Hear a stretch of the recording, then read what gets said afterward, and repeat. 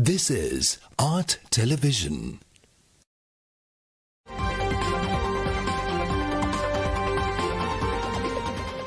Coming up, State of Business, sponsored by...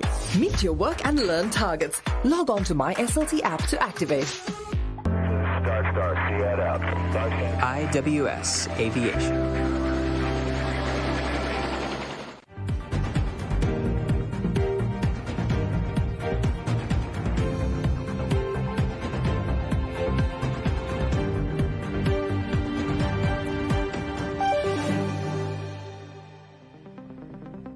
Hello there, you're watching Art Television. This is State of Business. I am Pamutha Katagampala. Our top stories. Pushes this SOS Children's Villages to Lanka on their mission. Rigum expands into agri-processing with Nanoposha. Welcome back. This is State of Business. Now let's have a detailed look at the stories.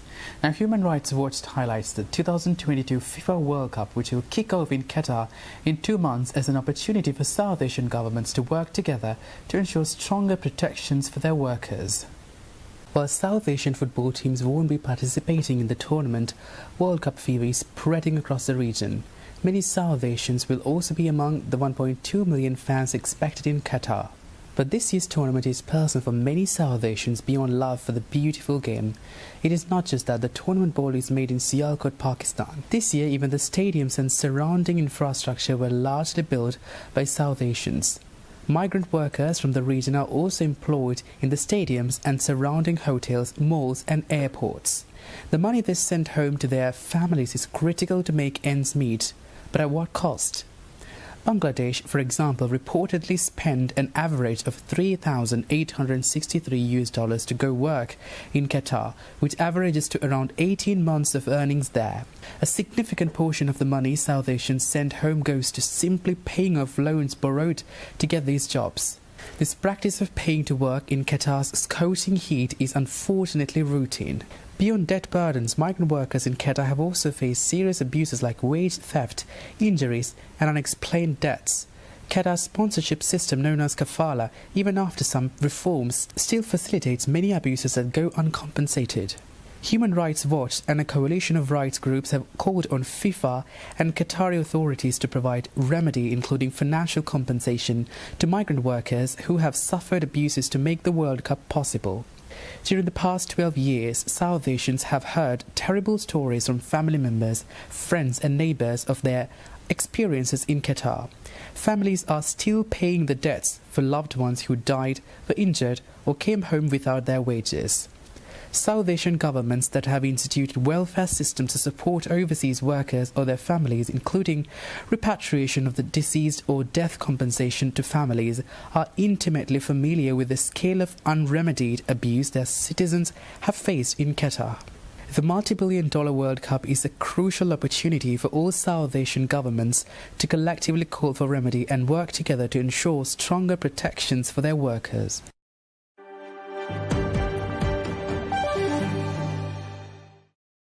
Meanwhile, luxury motorsports brand Porsche yesterday joined hands with SOS Children's Villages Sri Lanka to help provide for children in need with the strength of its brand, its community and the backing of its parent group IWS Holdings.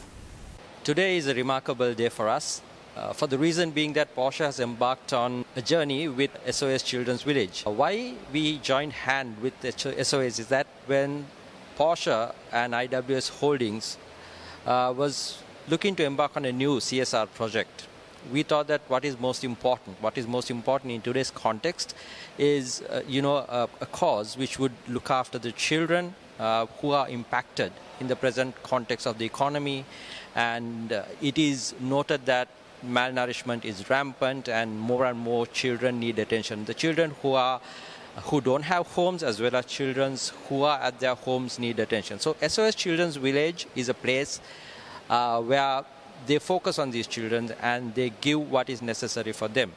We thought Porsche as a community, with our customers and with the strength of our brand name and the strength of IWS, can come forward and support this cause. And that is why today we have joined hands with SOS and we are looking forward to support the Sri Lankan children who are in need in a bigger way as we go on with this journey with SOS. Commenting on the partnership, representatives of the SOS Children's Village's national team expressed their hopes for the future and called on those with the ability to contribute towards securing the future of vulnerable communities. I've come here to witness and be part of a great initiative, great partnership between two leading international companies. One's a car manufacturing company, one of the leading car manufacturing companies in the world, and the other one is a well-recognized international charitable organization. As a brand ambassador, my role is to try and promote SOS Children's Villages. I've been working with them for the last 7 or 8 years. I've been giving them my fullest support. That's the understanding that I have with my dear friend Divaka, who's the national director. We need more organizations like Porsche to come and support SOS Children's Villages, and not only SOS Children's Villages, the other charities that I'm involved with as well.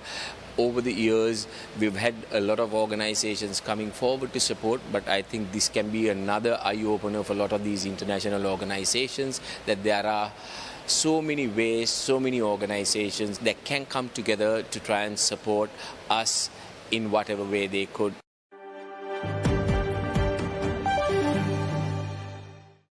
See you soon with more stories after this short commercial break.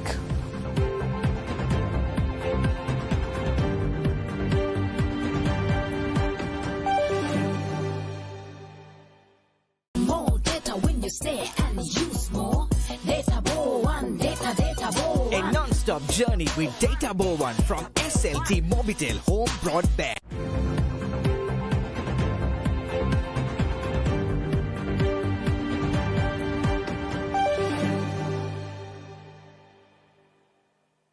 Welcome back. You're watching State of Business. Now, Raigam Vimba Cereals, Raigam Vimba Sultans Group new agri-venture yesterday launched its inaugural product, Nanaposha. Raigam Vimba Cereals will promote the cultivation of selected agricultural crops and value addition through agro-processing. Under this project, the Raigam Vimba Cereals has established a state-of-the-art warehouse complex and an agro-processing centre at Vellava, Kurunegala. Nanaposha is manufactured according to well-balanced formulae using corn, soybean, green gram and rice. All are sourced from local farmlands. These grains are cleaned, pre-cooked, extruded and machine-packed, in the process adhering to highest quality and hygiene standards. In addition to the authentic nutritional contents of our grains, the nutritional value of Nanaposha is enhanced with adding the vital vitamins A, B1, B12, C and D3 together with calcium carbonate and ferric pyrophosphate. Raigam Nanaposha does not include any artificial substance such as flavors or preservatives. Nanaposha, which is presented in the form of a powdered breakfast cereal, can be consumed as agala, vade, roti or pittu according to the choice of the consumer, or converting to a smooth paste with milk. Everyone knows when Raigam does something, they do it right. We have started the cereal operation in Vellava, a cereal company, to start manufacturing breakfast cereal under the brand name of Nanaposha. Nana is wisdom, Posha is nutrition. Wisdom is given through nutrition. Now, this is what the parent expect from their children. In the future, we plan to enhance our farmer outgrower mechanism up to 7,000 acres. Started last year with 500 hectares, and with the farmers involved in North Central poor farmers and our brother farmers involved, they get involved in the operation, especially in North Central and Eastern provinces, Padaviya, Hurulawa and all these areas. So we are delighted to say that every time, everywhere, every moment we chant that Raigam is a true Sri Lankan company. But we have proven throughout our lives of 25 years that we are true Sri Lankans. Raigam Vimba Sultans PLC, listed on the Colombo Stock Exchange, is the frontline player in the value-added salt market in Sri Lanka, and it supplies a range of consumer salt products. Raigam Group Chairman Dr. Ravi Liyanage yesterday took pleasure in declaring the growth of the company through troubled waters and its ability to increase the value of shareholder investment. Especially for Raigam Vimba Sultan PLC, where we have 28% shareholding issued to the public, and only Raigam holds 72%. I would like to declare the PLC company has with 12-year history, it's a short history of as far as PLC company is concerned. Every year on year we have rising experience of profits, but this year was a remarkable year for us. Now we had compared to the last year, the total turnover is 947 million. With this year we are recorded, it's about with 20% growth, the 1,147 million profit, the turnover in this year with 19.2% increase, whereas the profitability is much more impressive. That is about 41% compared to the last year. The increasing, if I come to numbers, it's 179 million compared to that. This year we have recorded 249.6 million. So this is how Raigam does in operations now. And also I would like to extend my sincere gratitude to the shareholders who initially about 10 years before invested initial 200 million with the company. They are delighted. Now our value per share exceeding 67 rupees, whereas the initial offering was 2 rupees. Now they have about threefold increase in the value, and in terms of the market value, it goes up to about 8 rupees today. This is today's market value.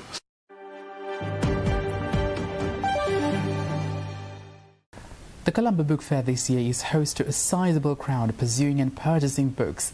However, compared to previous years, the drop in footfall is plain to see. Our television caught up with some of the publishers and customers to ascertain their views on this year's fair. පාරිභෝගිකයෝ වෙනදට වැඩිය වැඩි වෙලා තියෙනවා. පහුගිය දවස් 3 බැලුවාම අදත් එක්ක බුක් ස්ටෝල්ස් නම් පොඩ්ඩක් අඩු වෙලා තියෙනවා. කලින් පාරට වැඩිය මොකද මැප් එක අරන් බැලුවත් කලින් පාරට වැඩිය මේ පාර බුක් ස්ටෝල්ස් අඩු වෙලා තියෙනවා. කඩදාසි මිල ඉතාමත් ඉහළ ගිහිලා තියෙනවා. එතකොට තීන්ත වර්ග, ප්ලේට් වර්ග ඒව ඔක්කොම මිල ගිහිලා තියෙනවා. මේ වෙනකොට. ඉතින් ඒක හුඟක්ම මේ නිෂ්පාදකයන්ට බලපාලා තියෙන. ඒ හින්දා තමයි දැන් පොත් මිල වැඩි වෙලා තියෙන්නේ. මිනිස්සුගේ පැමිණීමත් අඩුයි, මිල වැඩි නිසාත් වෙන්නේ නැති කියලා හිතනවා. පොත් මං හිතන්නේ එකකටත් වඩා මිල වැඩි.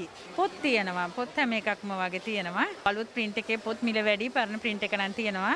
What I had to say about this year is that when compared to last year, the crowd are very much okay. We didn't expect such a crowd. Even yesterday, the stalls are full, almost full. The book-wise, when compared to previous years, the collections are a little bit less. Though less, we are having good sales since others, they are finding it difficult to import the books. I hope that this trend will continue till next week. I hope that we can satisfy all of the customers.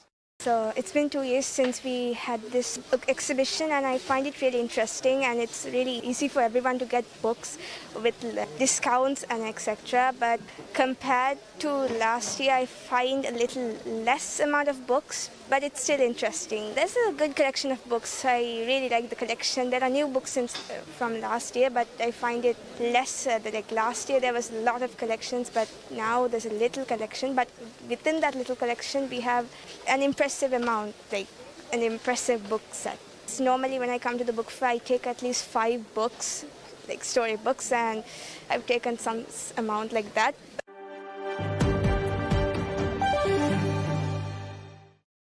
Stay tuned for stock updates.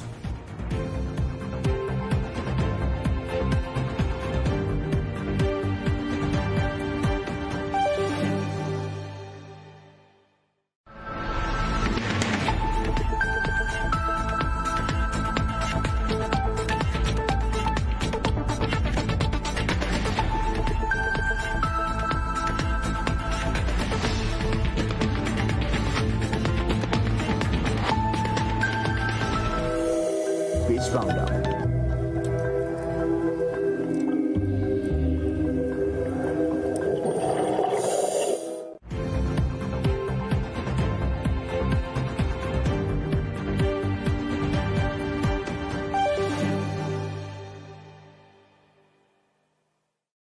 Welcome back. This is State of Business and now stock updates. Trading at Colombo Stock Exchange ended on positive notes today. The OSHA price index gained 12.09 points to close at 9,913.22, and the S&P/SL 20 gained 14.35 points to close at 3,199.94. The turnover was 4.6 billion rupees and over 112 million shares were traded. Coming up next are forex rates.